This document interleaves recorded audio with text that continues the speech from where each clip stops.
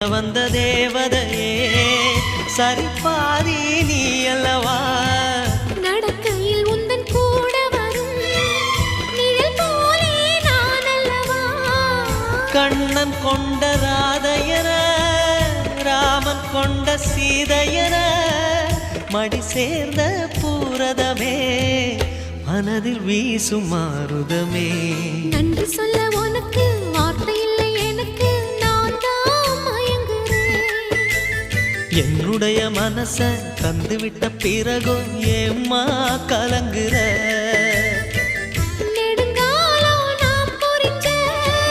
தவத்தாலே நீ கிடைச்ச திருக்கோயில் வீடு என்று